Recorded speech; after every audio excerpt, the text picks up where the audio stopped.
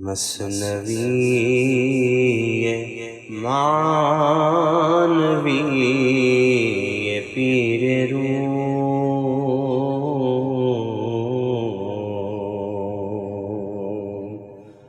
مثنوی معنوی پیر روم،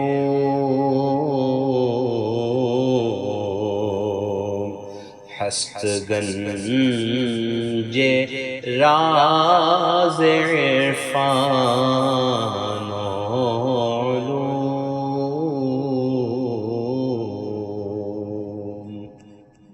بسم اللہ الرحمن الرحیم، الحمدللہ رب العالمین، والصلاة والسلام علی سیدنا مولانا محمد سید الاولین والآخرین وعلی آلہ واصحابہ اجمعین، اما بعد۔ جیسا کہ آپ جانتے ہیں کہ مثنوی میں بہت ساری حکایتیں اور واقعات بیان کیے گئے ہیں، اور جو واقعات ہیں وہ تو حقیقی واقعات پر مبنی ہیں، جیسا پیش آیا تھا اس کو بیان کیا گیا، لیکن کچھ حکایتیں ایسی ہیں جن کا اصلیت سے کوئی تعلق نہیں، صرف ہم کو سمجھانے کے لیے بعض کریٹڈ اسٹوریز ہیں جو مولانا روم نے ہماری سہولت کے لیے ایک کریٹ کیا ہے، ایک منظر، جیسے کہ ڈراموں میں یا ناولز میں، کہانیوں میں، افسانوں میں ہوتا ہے۔ تو افسانوی واقعات بھی چھوٹے چھوٹے آپ نے سنائے ہیں، تاکہ جو بات آپ بیان کرنا چاہتے ہیں ان افسانوں کے کیریکٹرز کو دیکھ کر آپ اس کی حقیقت تک پہنچ سکیں۔ آج جو چھوٹی سی حکایت مولانا روم بیان کریں گے، اس میں ایک شخص کا ذکر ہے جس کو لوگوں نے کافی برا بھلا کہا، اور اس لیے برا بھلا کہا کہ اس شخص نے ماں کا قتل کر دیا، اور ماں کا قتل بھی اس نے اس لیے کیا کہ اس نے ماں پر ایک تہمت لگائی، تو ماں کے اوپر تہمت لگا کر ماں کا قتل کر دیا۔ تو اس شخص کو لوگ برا برا کہہ رہے ہیں، اب وہ کرٹیسائز کرتے ہیں اس کو، اور وہ اپنی کرٹیسزم کا جواب دیتا ہے۔ وہ کیا ہے؟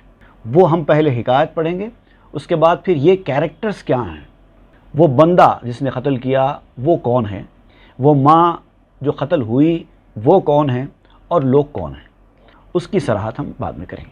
آئے کہ از خشم مادر را بکشت، ہم بزخم خنجر و ہم زخم مشت۔ ایک شخص نے غصے کے عالم میں اپنی ماں کو مار ڈالا، اس کا قتل کر دیا۔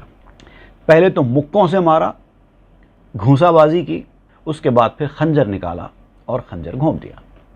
ماں اسی وقت ہلاک ہو گئی۔ یکے گفتش کہ از بد گوہری یاد ناوردی تو حق مادری۔ لوگوں میں سے ایک شخص آیا اور اس نے اس سے کہا کہ تیری اپنی بدذات طبیعت ہے، تیری فطرت خراب ہے، اور اپنی بد فطرتی کی وجہ سے تو نے ماں کا حق بھی یاد نہیں کیا۔ ماں نے تیرے ساتھ کیا کیا تیرے بچپن میں، کتنے احسانات ہیں تیرے اوپر تیری ماں کے، تو نے اس کو بھی یاد نہیں کیا۔ تیری ہمت کیسے ہوئی اپنی ماں پر خنجر اٹھانے کی؟ لوگوں نے تنقیدیں شروع کی، برا بھلا کہنا شروع کیا۔ تو ایک لوگ تو زیادہ تر پیچھے برا بولتے ہیں، برائیاں کرتے ہیں، کچھ ہمت والے لوگ ہوتے ہیں جو سامنے آ جاتے ہیں، تو اس نے راست تنقید کر دی۔ ہے چرا کشتی ورا اے زشت رو، می نگوئی اونچے کر داخر بے تو۔ افسوس ہے تجھ پر، تو نے اس کو کیوں مار دیا جس کا احسان تیرے اوپر تھا؟ کیوں مار دیا؟ کوئی جواب نہیں آ رہا تھا اس کی طرف سے، تو اس نے پوچھا بولتا کیوں نہیں ہے؟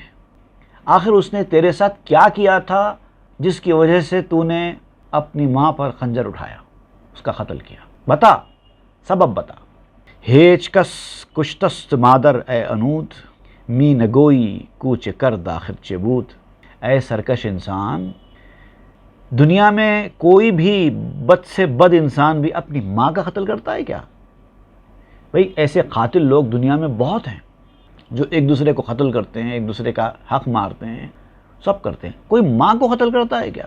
یعنی تو نے حدود پار کر دیے بدمعاشی کے، غنڈہ گردی کے۔ کون کرتا ہے اپنی ہی ماں کا قتل؟ بولتا کیوں نہیں ہے؟ کیا بات تھی؟ ایسا سبب کیا تھا جو تو نے اتنا بڑا اقدام کیا؟ گفت کارے کرد کاں آرے ویست، کش تمش کاں خاک ستارے ویست۔ اس نے کہا میری ماں نے وہ کام کیا جو اس کے لیے شرمندگی کا باعث تھا، اسی لیے میں نے اس کو قتل کر دیا۔ اتنا برا کام بندہ اپنی ماں کو کرتا ہوا نہیں دیکھ سکتا، برداشت نہیں کر سکتا، اسی لیے میں نے اس کا قتل کیا، اور اس کے اس جرم پر اب اس کی پرورش مٹی ہی کرے گی، وہ اسی کی حقدار ہے، اس کو مٹی میں رہنا چاہیے، اسی لیے میں نے اس کا قتل کیا۔ متہم شد با یکے زاں کشتمش، غرق خون در خاک کور آغشتمش۔ وہ ایک آدمی کے ساتھ منہ کالا کر بیٹھی، اسی لیے میں نے اس کو قتل کر دیا، خون میں اس کو نہلایا اور قبر کی مٹی میں اس کو ملا دیا، میں نے اپنا کام کر دیا ہے۔ گفت آں کسرا بکش اے محتشم، گفت بس ہر روز مردے را کشم۔ تو اس نے کہا چلے ٹھیک ہے، مان لیتے ہیں تیرا ایک سبب ہے، اتنا بڑا جرم تیری ماں نے کیا ہے اور تو برداشت نہیں کر سکا، اس لیے تو نے قتل کر دیا، لیکن ایک لاجیکل بات میں تجھ سے پوچھنا چاہتا ہوں، جس کے ساتھ اس نے مکالہ کیا تو اس کو بھی قتل کر سکتا تھا، ماں کو کیوں کیا؟ اگر اس کو قتل کرنے کے بجائے اس کا قتل کر دیتا تو ٹھیک تھا، ماں پر کیوں نے خنجر اٹھایا تو نے؟ گفت بس ہر روز مردے را کشم۔ تو اب اس نے کہا اچھا تو آپ یہ کہتے ہیں کہ ہر روز میں ایک مرد کو قتل کروں؟ کشتمو را رستمس خوں ہائے خلق، نائے او برم بیست از نائے خلق۔ میں نے اس کو قتل کر دیا اور لوگوں کے خون سے چھٹکارا پا لیا، کیونکہ ایک کا قتل زیادہ لوگوں کے قتل سے بہتر ہوتا ہے۔ ایک آدمی کا قتل کرنا بہتر ہے 100 آدمیوں کی جان بچانے کے لیے۔ اگر میں وہ فریق دوسرے فریق میں اگر قتل کرتا ہوتا 10 15 20 پتہ نہیں کتنے لوگوں کا قتل کرنا پڑتا مجھے، اس لیے میں نے یہاں ایک قتل کر دیا۔ 10 لوگوں کو قتل کرنے سے اچھا یہ ہے کہ ایک کو قتل کیا جائے۔ اب یہاں پر یہ حکایت مکمل ہو گئی، اس نے قتل کیا، پوچھنے والے نے پوچھا اور اس نے جواب دے دیا کہ 10 کو قتل کرنے سے اچھا یہ ہے کہ ایک کو قتل کرو اور اس جرم سے چھٹکارا پا لو۔ یہ ہو گئی بات۔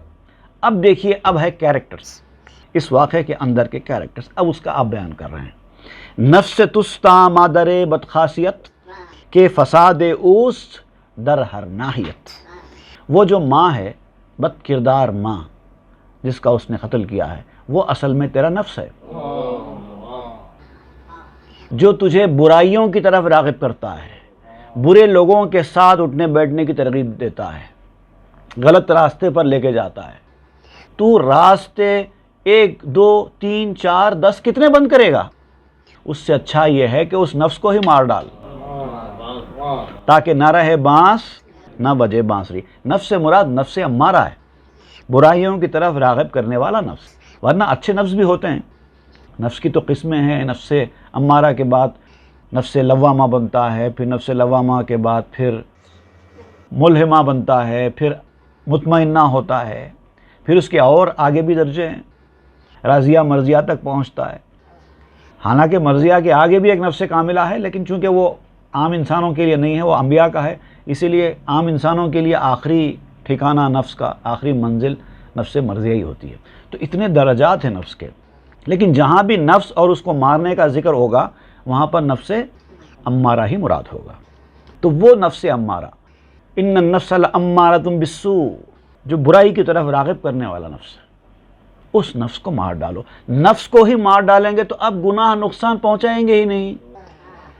10 سے لڑنے کے بجائے بہتر یہ ہے کہ ایک سے کام چلا لو اور قصہ ختم کر دو۔ کہ فساد اوست در ہر ناحیت، یہی ایک نفس ہے جس کا فساد ہر طرف پھیلا ہوا ہے۔ دنیا کی جتنی گندگیاں، جتنے گناہ، جتنے فساد، جتنی خرابیاں آپ دیکھیں گے، سب کے پیچھے ایک ہی چیز نظر آتی ہے، اور وہ ہے نفس امارہ۔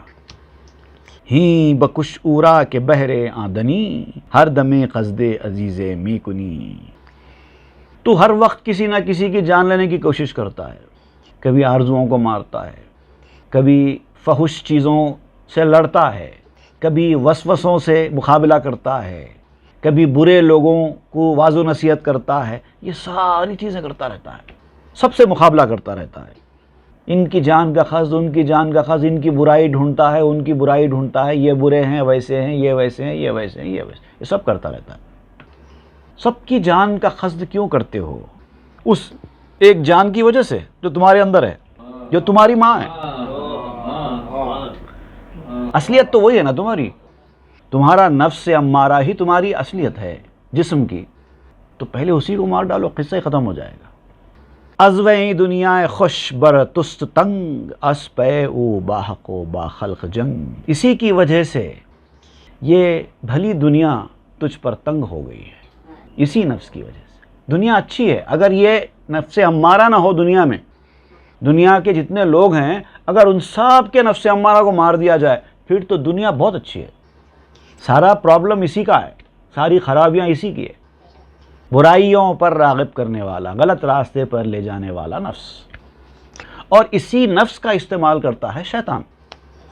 اگر یہ نفس نہ ہو تو شیطان کچھ نہیں کر سکتا آپ کے ساتھ، شیطان کے وسوسوں کا بھی کوئی اثر نہیں ہوگا آپ کو۔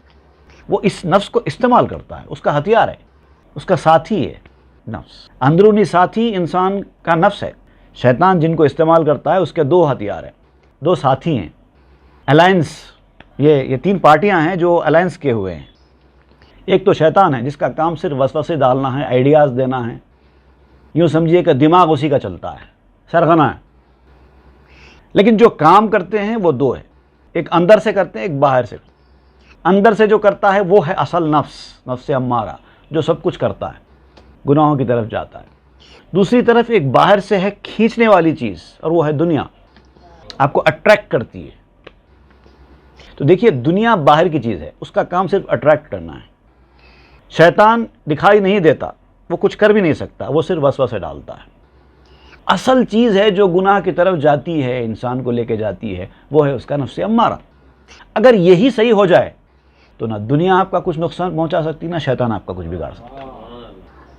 اسی لیے کہتے ہیں یہی وہ نفس امارہ ہے جس کی وجہ سے دنیا، اچھی دنیا بھی تنگ ہو گئی ہے۔ اسی کے لیے اللہ اور مخلوق سے جنگ ہے، ساری جنگ جو ہے نا مقابلہ حق و باطل کا، وہ اسی کی وجہ سے ہو رہا ہے۔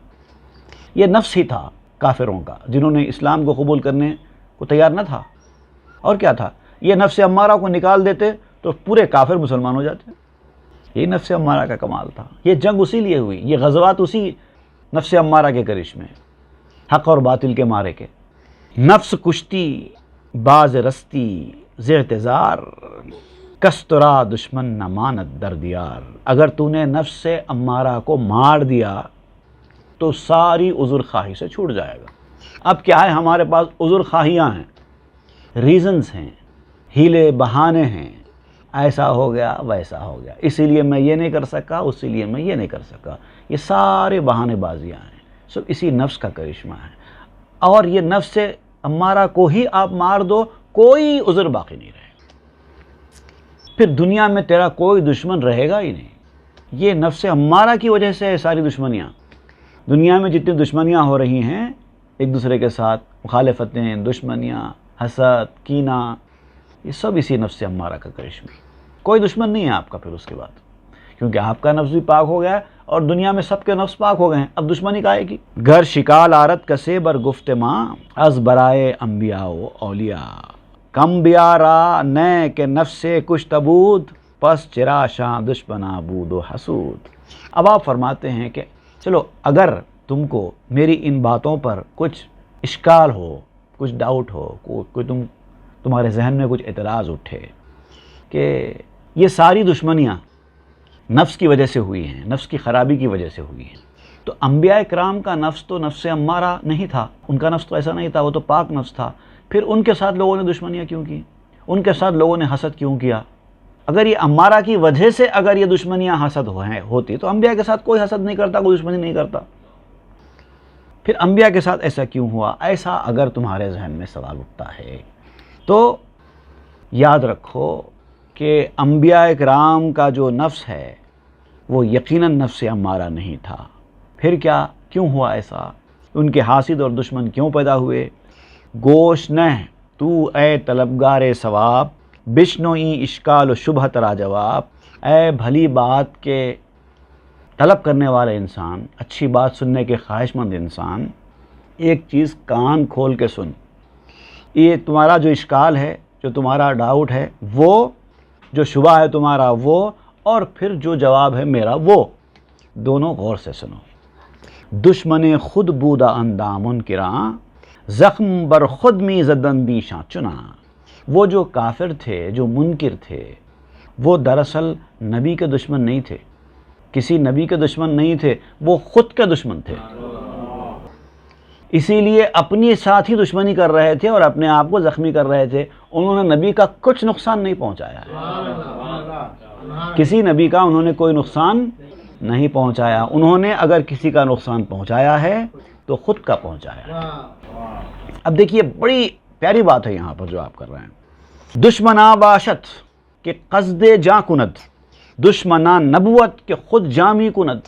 دشمن وہ ہوتا ہے جو سامنے والے کی جان لینے کا ارادہ کرے، وہ دشمن ہے۔ آپ کا دشمن آپ کی جان لینے کا ارادہ کرتا ہے، یا آپ کی کوئی چیز چھین لینے کی خواہش رکھتا ہے، یا آپ کا برا چاہتا ہے، تو وہ آپ کا دشمن ہے۔ دشمن وہ نہیں ہوتا جو خود اپنا دم توڑے۔ دشمن خود اپنا برا کر رہا ہے اور آپ اس کو کہہ رہے ہیں میرا دشمن ہے، کہاں ہے؟ تو کافر لوگ اپنا ہی برا کر رہے ہیں، نبی کا کہاں کر رہے ہیں؟ تو نبی کے دشمن کہاں ہوئے؟ وہ تو خود کے دشمن ہوئے۔ نیست خفاشک عدوِ آفتاب، او عدوِ خیش آمد در حجاب۔ اب یہ جو چمگادڑ ہے، یہ چمگادڑ سورج کے دشمن نہیں ہے، حالانکہ اس کو سورج کی روشنی نظر نہیں آتی اور یہ ایسا لگتا ہے کہ یہ سورج کی مخالف ہے، لیکن یہ نہ سورج کی مخالف ہے نہ یہ سورج کی دشمن ہے۔ حقیقت میں در پردہ وہ اپنی ہی دشمن ہے، کیونکہ اس کو بینائی نہیں ہے، دکھائی نہیں دیتا۔ تابش خورشید اورامی کشد، رنج او خورشید ہرگز کے کشد۔ سورج کا نور اس کو مار ڈالتا ہے، اتنی زیادہ روشنی اس کی آنکھ برداشت نہیں کر سکتی، آنکھیں چندیا جاتی ہیں، اس لیے وہ اپنی آنکھیں بند کر لیتا۔ ایسا نہیں ہے کہ چمگادڑ کو سورج سے نفرت ہے۔ دیکھیے بہت سارے لوگ ایسے ہوتے ہیں دنیا میں، بہت بڑے آدمی کے پاس ان کا دل نہیں لگتا، ان کا نور ان کو برداشت نہیں ہوتا، ان کی باتیں ان کے پلے نہیں پڑتی، تو وہ آنا بھی نہیں چاہتے، بیٹھنا بھی نہیں چاہتے۔ تو کس کا نقصان ہو رہا ہے، ان کا یا اپنا؟ خود کا نقصان کر رہے ہیں۔ تو ایسی مثال دے رہے ہیں آپ۔ سورج کا نور چونکہ بہت زیادہ تیز ہے اور چمگادڑ کی آنکھیں اس کو برداشت نہیں کر سکتی، اسی لیے چمگادڑ اپنی آنکھیں بند کر لے رہا ہے۔ اس کا مطلب یہ نہیں ہے کہ چمگادڑ سورج کو دیکھنا نہیں چاہتا، چمگادڑ کو سورج سے نفرت ہے، ایسا نہیں ہے، بلکہ مجبوری ہے وہ اس کی، اور اس مجبوری میں نقصان اسی کا ہو رہا ہے۔ لیکن اس سے سورج کو کیا پرابلم ہے؟ سورج کو کوئی پرابلم نہیں ہے چمگادڑ سے۔ تو چمگادڑ ہے، تو اپنی آنکھیں کھول کر میری روشنی سے استفادہ کر، یا آنکھیں بند کر کے کونے میں جا کر بیٹھ جا، مجھے دونوں برابر ہے۔ یہ جو سورج کی فطرت والے ہوتے ہیں ان کو فرق ہی نہیں پڑتا، کسی کے آنے سے جانے سے کوئی فرق نہیں پڑتا۔ آ گئے الحمدللہ، نہیں آئے کوئی بات نہیں، مجھے جو کام کرنا ہے میں تو وہ کر رہا ہوں۔ سورج یہی تو کرتا ہے، مجھے نکلنا ہے، اپنی روشنی پھیلانا ہے، میں پھیلا رہا ہوں، آبادیوں میں بھی پھیلا رہا ہوں، جنگلوں میں بھی پھیلا رہا ہوں، سمندر کے بیچ میں بھی، جہاں کہیں میری ضرورت ہی نہیں ہے وہاں پر بھی میں اپنی روشنی بھی کر رہا ہوں۔ جس کو لینا ہے لے رہا ہے، جس کو نہیں لینا ہے آنکھیں بند کر کے گھر میں سو رہا ہے۔ لوگ رات بھر جاگ رہے ہیں، دن بھر سو رہے ہیں، اس میں سورج کا کیا نقصان ہو رہا ہے؟ خود کا نقصان ہو رہا ہے۔ تو سورج کو اس سے کوئی تکلیف نہیں ہوتی۔ دشمنا باشد کے کز واید عذاب، مانے آید لال را از آفتاب۔ دشمن وہ ہوتا ہے جس کی وجہ سے آپ کو تکلیف پہنچے، وہ دشمنی ہے۔ سامنے والے سے آپ کو کبھی کوئی تکلیف پہنچتی ہی نہیں ہے، دشمن کہاں ہوا وہ؟ جو لال ہوتا نا، لال، لام عین لام، لال ایک ہیرا ہوتا ہے، خاص قسم کا پتھر ہوتا ہے جس کو لال کہتے ہیں۔ یہ لام الف لام لال، ریڈ والا لال نہیں، لال جواہر موگ اور کیا ہے وہ جو قیمتی ہیرے ہوتے ہیں وہ لال۔ تو لال اور سورج دونوں کے درمیان آپ مثال دے رہے ہیں۔ ایک مثال تو چمگادڑ کی آنکھ کی دی، چمگادڑ سورج کو دیکھنا ہی نہیں چاہتی، آنکھیں بند کر لیتی کیونکہ اس کی مجبوری ہے، وہ برداشت نہیں ہوتی اس کی روشنی۔ ادھر لال ہے، لال تو سورج کی روشنی سے اپنے آپ کو چمکا رہا ہے، اس کو سورج سے کیا پرابلم ہو سکتا ہے؟ بلکہ سورج وہ تو چاہتا ہے کہ سورج ہمیشہ نکلے اور اپنی روشنی بکھیرتا رہے تاکہ اس کی روشنی میں اور چمکتا رہوں۔ تو اب آپ فیصلہ کر لو، اچھے لوگوں کے ساتھ رہنے میں آپ چمگادڑ ہے یا لال ہے؟ چمگادڑ ہے تو آپ کا کوئی کام نہیں ہے اللہ والوں کے پاس، آنکھیں بند کر لیجئے، چلے جائیے، اور اللہ والوں کو بھی آپ سے کوئی سروکار نہیں. آنا ہے آئیے، جانا ہے جائیے. اور لال والے جو ہوتے ہیں وہ استفادہ کرتے ہیں اور اپنی چمک میں اور اضافہ کرتے ہیں. اور سورج کے لیے لال اور چمگادڑ دونوں برابر ہے، دونوں برابر ہے. مانے خیشند جملہ کافراں، اشوائے جوہر پیغمبراں. تمام کافروں کے لیے پیغمبروں کے گوہر کی روشنی روک بنتی ہے، ہڈل بنتی ہے. اچھے لوگوں کے لیے ہدایت کا ذریعہ بنتی ہے وہ روشنی، کافروں کے لیے وہی سبب بنتی ہے ان کی گمراہی کا.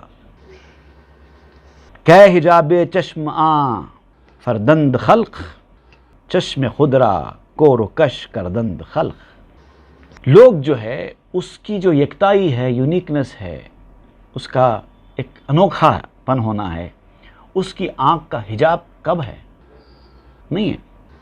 لوگوں نے اپنے آپ کو اندھا کر لیا، اپنے آپ کو بہرا کر لیا. یہ لوگوں کی قسمت ہے، یہ لوگوں کی کمزوری ہے. باقی وہ حجاب نہیں بنتا. یہاں تک کہ انسان بھی جب سورج کو دیکھتا ہے تو انسان بھی پوری طریقے سے سورج کو نہیں دیکھ سکتا. اس کی آنکھ بھی اس قابل نہیں ہے کہ سورج کو دیکھ سکے نظر جما کر.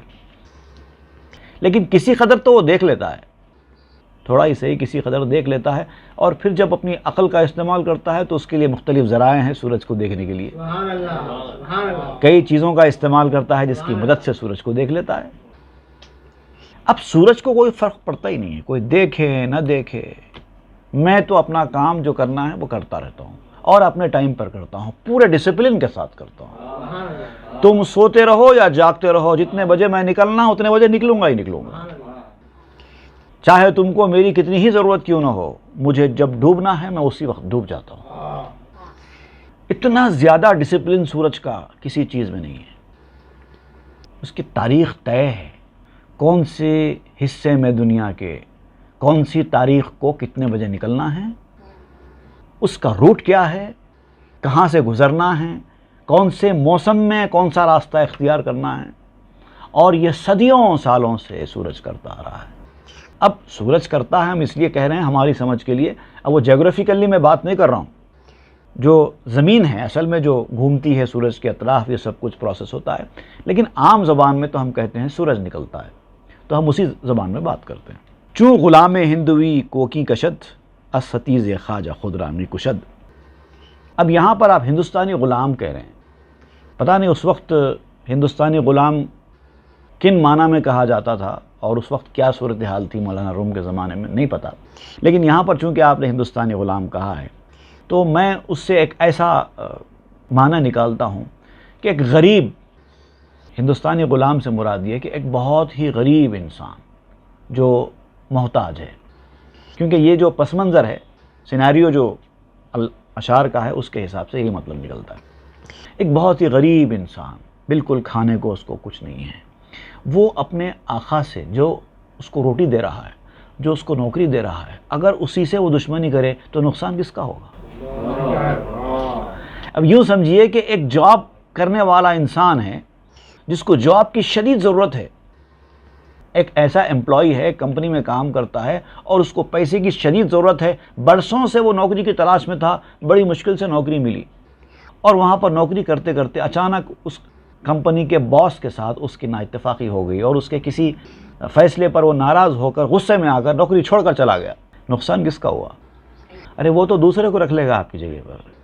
نقصان کس کا ہوا؟ تو اسی لیے کسی کے ساتھ حسد کرتے ہوئے یا کسی کی مخالفت میں جاتے ہوئے یا کسی سے ناراض ہوتے ہوئے کچھ فیصلہ کرو تو سوچ کر کرو کہ کہیں ایسا نہ ہو کہ غصے میں تم خود کا نقصان تو نہیں کر رہے ہو. سرنگومی افتدز بام سرا، تازیانے کردہ باشد خواجہ را. ایک شخص ہے جو کسی کے پاس ملازمت کرتا ہے، وہ اس کی کمپنی کے چھت کے اوپر سے کود کر مر جائے غصے میں آ کر، اور اس امید میں کہ میں اپنے مالک کو بدنام کروں گا کہ اس کی کمپنی میں ایسا بڑا حادثہ پیش آیا. اوپر ٹیرس پہ چلا گیا، کافی بڑی 5-6 منزلہ بلڈنگ تھی. ٹیرس پر جا کر وہاں سے کود کے مر گیا، اس امید میں کہ میرے مرنے کے بعد اس کی آفس کا نام بدنام ہو جائے. اب بدنام ہوا بھی تو 1-2-3 دن تک ہوگا، پھر وہ نارمل چلے گا، لیکن جان کس کی گئی؟ تو ایسے فیصلے کرنے سے پہلے سوچ لو کہ کیا کر رہے ہو، کس کا نقصان ہو رہا ہے۔ گر شود بیمار دشمن با طبیب، ور کنت کودک عداوت با ادیب۔ اگر بیمار ڈاکٹر کا دشمن ہو جائے، اگر بچہ استاد سے دشمنی کرے، در حقیقت دشمن جان خودند، راہ عقل و جان خود را خود زدند۔ در حقیقت وہ خود اپنی جان کے دشمن ہیں، اپنی عقل اور اپنی جان کا راستہ خود بند کر رہے ہیں۔ وہ کون انسان ایسا ہے جو ہے بیمار، ڈاکٹر کا محتاج ہے اور ڈاکٹر کے ساتھ دشمنی کرے؟ بچہ ہے، تعلیم حاصل کرنا ہے اس کو، اپنے استاد کے ساتھ دشمنی کرے تو تعلیم کون دے گا؟ تو ایسا نہیں کرتے۔ اس کو کیا ہوگا؟ وہ تو کہے گا ٹھیک ہے ایک کم ہوا، اور کیا ہے۔ استاد اگر پڑھانے کے لیے بیٹھے، 25-50 اس کے شاگرد ہیں، اس میں سے اگر ایک شاگرد غصے میں اگر چلا جائے تو استاد کو کیا فرق پڑتا ہے؟ ایک پلانے والا ہے، ساقی مے خاروں کو پلا رہا ہے، اور کسی رند کو غصہ آ جائے ساقی کے اوپر اور وہ مے خانہ چھوڑ کر چلا جائے تو کیا فرق پڑتا ہے ساقی کو؟ اسی مفہوم کو میں نے ایک شعر میں بیان کیا، مرتبے میں کچھ نہ ہوگا ساقی خمار کم، مرتبے میں کچھ نہ ہوگا ساقی خمار کم، اس کے مے خانے سے گر ہو جائے ایک مے خار کم۔ کیا فرق پڑتا ہے؟ اب یہاں پر اسی مفہوم کا ایک قطعہ ہے، گازرے گر خشم گیرت زافتاب، ماہیے گر خشم می گیرت زیاب، تو نکو بنگر کراں دارت زیاں، عاقبت کبوت سیاہ اختر ازاں۔ دھوبی اگر سورج پر غصہ کرے، بھائی جس کو سورج کی ضرورت ہے کپڑے دھونے کے بعد، اگر وہ سورج پر غصہ کرے، مچھلی اگر پانی سے دشمنی کرے تو غور کر نقصان کس کا ہے؟ اور ایسا کرنے والوں سے بڑھ کر بدنصیب اور کون ہوگا؟ گر ترا حق آفرینت زشت رو، ہاں مشو ہم زشت رو ہم زشت خو۔ تجھے اللہ تعالیٰ نے بدصورت پیدا کیا ہے، تجھے اگر اللہ تعالیٰ نے بدصورت پیدا کیا ہے تو یہ تو تیرے ہاتھ میں نہیں ہے نا۔ بھائی ہر انسان چاہتا ہے کہ میں خوبصورت رہوں، لیکن یہ انسان کے ہاتھ کی بات ہے ہی نہیں۔ اللہ کی مرضی تھی، جس کو جیسا پیدا کرنا تھا ویسے پیدا کر دیا۔ کسی کو خوبصورت بنا دیا، کسی کو بدصورت بنا دیا، کسی کو کالا پیدا کر دیا، کسی کو گورا بنا دیا، کسی کو لمبی ہائٹ دے دی، کسی کی ہائٹ چھوٹی کر دی، کوئی دبلا رہ گیا، کوئی موٹا ہو گیا۔ اب بعض چیزیں انسان کے ہاتھ میں ہیں، لیکن سب چیز انسان کے ہاتھ میں نہیں ہے۔ آنکھ، ناک، ڈیل ڈول یہ تو انسان کے ہاتھ میں نہیں ہے۔ تو اگر اللہ تعالیٰ نے تجھے بدصورت پیدا کیا ہے تو ٹھیک ہے، اس کو تسلیم کر، لیکن بدصورت کے ساتھ ساتھ بد عادت تو نہ بن، یہ تو تیرے ہاتھ میں ہے۔ جو چیز تیرے ہاتھ میں ہے کم سے کم وہ تو جانے نہ دے۔ وربوت کفشت مرو در سنگلاخ، ورد و شاخستت مشو تو چار شاخ۔ اگر تیرے پاس جوتا ہے اویلیبل، چلے ٹھیک ہے، اگر تیرے پاس جوتا نہیں ہے تو ننگے پاؤں ہے تو خیر ٹھیک ہے، ننگے پاؤں چل رہا ہے، لیکن اگر تیرے پاس جوتا ہے تو پتھریلی زمین میں چلنے کی جسارت کیوں کرتا ہے؟ جو ہے اس کا استعمال کر۔ کیوں اتارتا ہے جوتے؟ ننگے پاؤں کیوں پھرتا ہے؟ زمین پتھریلی ہے، جوتا ہے تو جوتا پہن کے چل۔ اگر تیری 2 شاخیں ہیں تو 4 شاخوں کی طرف مت جا، 2 شاخوں پہ اکتفا کر۔ یہ ہے اصول دنیا کا۔ جو مل گیا الحمدللہ، نہیں ملا اس کو بھول جاؤ، اور اسی سے انسان شکر کرنے کی عادت اختیار کرتا ہے، اور جو شکر کرتا ہے اللہ تعالیٰ اس کی نعمت میں بڑھاتا جاتا ہے۔ اور شکر کرنے کا بیسک اصول یہی ہے، یہ چیز کو اپنے ذہن میں بٹھا کے رکھنا، کیا جو میں نے شعر میں بیان کیا، نہیں پایا تو اس کا غم نہیں ہے، جو پایا وہ کسی سے کم نہیں۔ تو حسودی کس فلاں من کم ترم، می فضایت کم تری در اخترم۔ تو حسد کرتا ہے کہ میں ان سے کم ہوں، ان کے پاس یہ چیز زیادہ ہے، میرے پاس وہ نہیں ہے، اور پھر حسد کرنے لگتا ہے۔ کسی کے پاس کوئی نعمت کو زیادہ دیکھتا ہے جو تیرے پاس کم ہے، بس فوری حسد کا شکار ہو جاتا ہے، اور یہ جو حسد ہے، یہ حسد ہی تیرے نصیب میں کمتری بڑھاتا جاتا ہے، تیرے نصیب خراب کرتا جاتا ہے۔ اگر تو ایسا نہ ہو، یہ جو اصول جو میں نے بتایا ہے اس پر عمل کرے، نہیں پایا تو اس کا غم نہیں ہے، جو پایا وہ کسی سے کم نہیں ہے، تو پھر آپ کا نصیب بڑھتا چلا جائے گا، آپ سب کچھ رکھنے والے دل کے غنی ہو جائیں گے۔ خود حسد نقصان و عیب دیگر است، بلکہ از جملہ بدیہا بدتر است۔ حسد اپنے آپ میں ایک عیب ہے، ایک نقصان ہے، اور وہ تمام برائیوں سے بھی بڑا ہے۔ حدیث شریف میں آیا ہے، حسد نیکیوں کو ایسے کھا جاتا ہے، نیکیوں کو ایسے کھا جاتا ہے جیسے آگ سوکھی لکڑی کو جلا دیتی ہے۔ یہ ہے حسد، اس لیے کہتے ہیں تمام برائیوں سے بڑا ہے، انسان برباد ہو جاتا ہے۔ تم حسد کر رہے ہو کسی کی دشمنی میں آ کر، آپ فرماتے ہیں جس کے ساتھ تم حسد کر رہے ہو ان کا کچھ نہیں بگڑے گا، نقصان کس کا ہوگا؟ خود کا ہوگا، خود کا ہوگا۔ آبلیس از ننگ و آرے کمتری، خیشتن افگند در صد ابتری۔ شیطان نے، ابلیس نے اسی کمتری کی ذلت اور اسی اپنے آپ کے احساس کمتری سے شرمندگی کا جو ہوا تھا اس کو، کہ ایک چھوٹے سے مٹی کے پتلے کو بڑا بنا دیا گیا ہے، مجھے کہا جا رہا ہے اس کے سامنے جھک جاؤ، یہ جو اس کی احساس کمتری تھی، اس نے اس کو حسد پر مجبور کیا، اور یہ حسد نے شیطان کو سینکڑوں قسم کی تباہیوں میں پھنسا دیا۔ شیطان اگر حسد نہ کرتا، اللہ کے حکم کی تعمیل کر بیٹھتا، تو آج یہ کیفیت شیطان کی نہیں ہوتی تھی جو اب ہے۔ بربادیوں میں اپنے آپ کو ڈال ہی دیا ہے اور نکلنے کی کوئی صورت نہیں ہے۔ صد ابتری، 100 تباہیاں۔ از حسد می خاص تا بالا بود، خود چے بالا بلکہ خوں پالا بود۔ اس نے حسد کی وجہ سے ہی چاہا کہ اونچا بنے، میں کیوں جھکوں، وہ مقام اس کو کیوں ملے، مجھے ملنا چاہیے۔ تو یہ جو اس کو کیوں ملا، مجھے ملنا چاہیے والا جو احساس تھا، اسی کی وجہ سے وہ خون آلود ہو گیا اور تمام رحمتوں سے محروم ہو گیا۔ جس کو اللہ تعالیٰ جو دے رہا ہے اور دینا چاہتا ہے اس کو دو اور نکل جاؤ، آپ کھینچنے کی کوشش مت کرو، برباد ہو جاؤ گے۔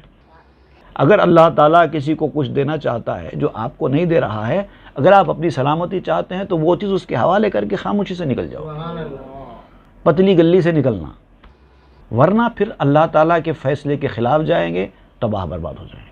ابو جہل از محمد ننگ داشت، وز حسد خدرا بے بالا می فراشت۔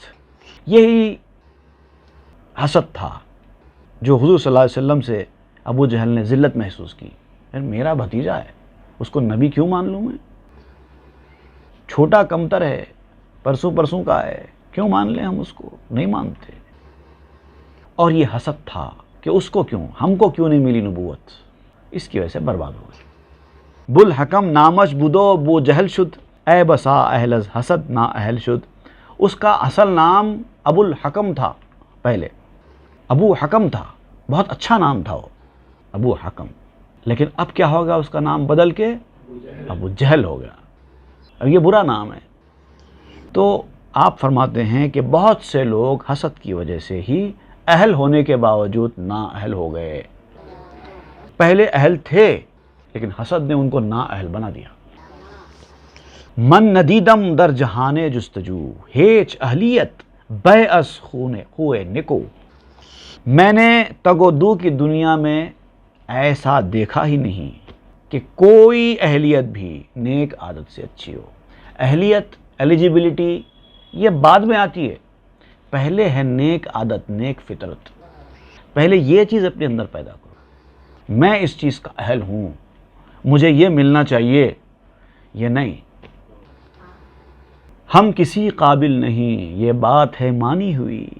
قابلیت پوچھنا سرکار کے قابل نہیں، وہاں پر قابلیت کی بات چلتی نہیں، وہ جس کو چاہے جو چاہے دے دیتے ہیں، نا اہل سے لیتے ہیں وہ کام اہل سے اچھا، قادر ہیں دکھاتے ہیں کرامات مسلسل۔ وہ جب کام لینا چاہتے ہیں تو نا اہل سے بھی لے لیتے ہیں، ان کے پاس اہلیت نا اہلیت کا کیا ہے۔ نیک عادت اصل چیز ہے۔ نیک عادت سے بہتر کوئی اہلیت نہیں ہے۔ اور مولانا روم کہتے ہیں کہ میں نے اس دنیا میں، تگودو والی دنیا میں، جستجو والی دنیا میں دیکھا ہے، یہ مناظر میں نے دیکھے ہیں۔ انبیارا واسطہ زاں کرد حق، تا پدید آید حسد ہا در فلق۔ اللہ تعالیٰ نے انبیاء کا واسطہ اسی سے بنایا ہے تاکہ حسد ان کی روشنی میں واضح ہو جائے۔ اللہ تعالیٰ نے انبیاء کو انسانوں جیسے، عام انسانوں جیسی دنیاؤں میں بھیجا، کوئی اسپیشل چیزیں نہیں دی، جیسے فرشتوں کی صفات دے دی ہو یا پھر کوئی ایسی چیز دے دی ہو، ایسا نہیں، عام انسانوں کی طرح انما انا بشر مثلکم والا معاملہ کر کے بھیجا، تاکہ پہلے لوگوں کو یہ عام انسان دکھائی دیں، اس کے بعد وہ اپنی نبوت کا اعلان کریں اور لوگ اس کو قبول کریں تو اللہ تعالیٰ ان کے ایمان کو تسلیم کرے۔ اب چونکہ لوگوں کو نبی عام انسانوں کی طرح لگتا رہا ہے، وہ نبوت کا دعویٰ کرتے ہیں، لوگوں کو حسد جلن شروع ہو گئی، کیوں اس کو، کیوں ہم کو، کیوں نہیں، یہ سارے پرابلم شروع ہوئے۔ درگزر از فضل وس چستی و فن، کار خدمت دار دو خلق حسن۔ بڑائی، اپنے آپ کو بڑا سمجھنا، چالاکی، کلیورنس، اور اپنے ہنر، اسکلز، مجھے یہ آتا ہے، میں یہ کر سکتا ہوں، وہ نہیں کر سکتا، میری ایسی صلاحیت ہے، میں نے اتنی محنت کی ہے، میرا یہ علم ہے، میرا یہ فضل ہے، یہ تمام چیزوں کو کونے میں کرو، فرماتے ہیں ان تمام چیزوں سے درگزر کرو، ان کو ہٹا دو، ایسا سوچو ہی نہیں۔ اگر کوئی چیز کام کی ہے تمہاری، یہ سب کچھ نہیں، یہ صرف مدد کرنے والے ٹولز ہیں، تمہاری صلاحیت، تمہاری دانش مندی، تمہاری عقل مندی، یہ ساری چیزیں صرف ٹولز کا کام کرتی ہیں، اصل نہیں ہے۔ اصل کیا ہے؟ اصل تو خدمت ہے اور اچھے اخلاق ہیں۔ سبحان اللہ۔ یہ خدمت اور اچھے اخلاق، ان دونوں کے لیے ان چیزوں کو دیا گیا ہے۔ اگر اللہ تعالیٰ آپ سے کچھ کام لینا چاہتا ہے تو اس کام کے لیے جو جو صلاحیتیں چاہیے ہوتی ہیں وہ دے دیتا ہے۔ اصل یہ ہے،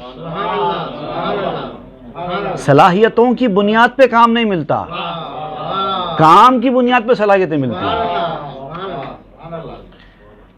تو اچھے اخلاق پیدا کرو اور وہ خدمت کرو، تو پھر یہ چیزیں تمہاری کام کی نہیں۔ اگر تم نے اچھے اخلاق نہیں بنائے اور خدمت کا جذبہ نہیں رکھا تو پھر یہ تمہاری چالاکی، ہوشیاری، دانائی، علم، فضل، ہنر کسی کام کے نہیں۔ زاں کے کسرا از خدا آرے نبود، حاسد حق ہیچ دیار نبود۔ اب یہ جو انسان سرکشی کرتا ہے، کافر جو انکار کرتے ہیں حق کا، وہ اس لیے نہیں کہ اللہ تعالیٰ سے ان کو کوئی حسد ہے یا اللہ تعالیٰ سے کوئی دشمنی ہے، کوئی شرمندگی، کوئی آر ہے، نہیں، اللہ سے ان کو کوئی مسئلہ نہیں ہے۔ اللہ سے حسد کیوں کرے گا کوئی بھی؟ آنکھ سے کش مثل خود پنداشتے، زاں سبب باؤ حسد برداشتے۔ جس شخص کو وہ اپنے جیسا سمجھتا ہے اس کے اندر یہ نبوت کا کمال دیکھ کر حسد کرنے لگتا ہے، اسی لیے نہیں مانتا ہے۔ مسئلہ اللہ کا نہیں ہے، مسئلہ نبی کا ہے۔ اللہ سے حسد نہیں ہے بندے کو، حسد ہے رسول سے، اسی لیے حق کا راستہ چھوڑتا ہے۔ جس کو تم اپنے جیسا سمجھو گے اس کے اندر کمالات پیدا ہوں گے، وہ جو تمہارے اندر نہیں ہیں، تو حسد پیدا ہوگا۔ اپنی طرح سمجھنا ہی بند کر دو۔ سب سے اچھا علاج یہ ہے، کسی کو اپنی طرح تو بہت دور کی بات ہے، کسی کو اپنے سے برا بھی نہیں سمجھنا ہے۔ سب اپنے سے بہتر ہے، سب آپ سے بہتر ہے۔ دنیا میں جو کچھ ہیں، جتنے لوگ ہیں، سب آپ سے اچھے ہیں۔ برے کون ہیں؟ دنیا میں اگر کوئی برا ہے تو وہ میں ہوں، سرتاپا جو پرعیب ہوا ہے تو وہ میں ہوں۔ رب جانے کہ رب نے مجھے کیوں پیدا کیا ہے، اگر کوئی یہی سوچ رہا ہے تو وہ میں ہوں۔ چوں مقرر شد بزرگی رسول، پس حسد نایت کا سیرا از قبول۔ جب رسول اللہ صلی اللہ علیہ وسلم کی بڑائی، ان کا بڑا ہونا طے ہو گیا، واضح ہو گیا، اور مومن نے اس کو تسلیم کر لیا، تو پھر مومن کو رسول اللہ سے حسد نہیں آتا۔ اب دیکھیے، حسد جو ہے نا، کافر کو رسول سے آئے گا، کوئی مومن رسول سے حسد نہیں کر سکتا نا، کیونکہ وہ تو مومن ہو گیا ہے۔ حالانکہ وہ کمالات جو وہ رسول کے اندر مانتا ہے، رسول کے اندر جو کمالات، جو خصوصیتیں ہیں وہ مانتا ہے، جو اس کے اندر نہیں ہیں، اس کے بعد بھی وہ رسول سے حسد نہیں کرتا، کیونکہ مومن ہے۔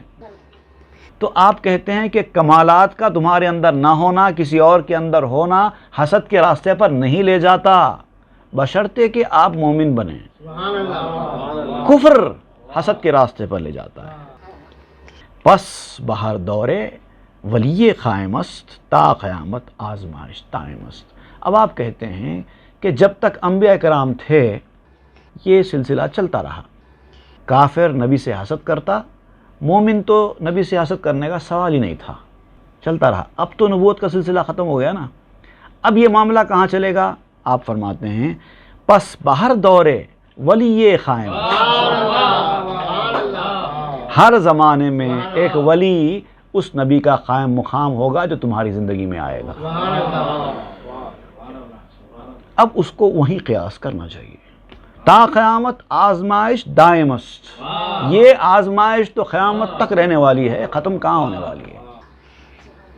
ہمارے درس کا ایپیسوڈ ختم ہوگا لیکن آزمائش ختم نہیں ہوگی، انشاءاللہ آئندہ کے ایپیسوڈ میں ہم باقی گفتگو کریں گے۔ وصلی اللہ تعالیٰ علی خیر خلق سیدنا محمد وآلہ واصحابہ اجمعین والحمد للہ رب العالمین۔ مثنوی معنوی پیر روم،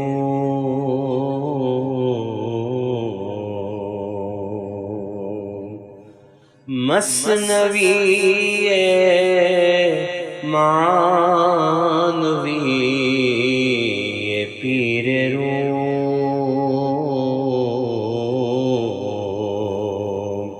ہست گنج راز عرفان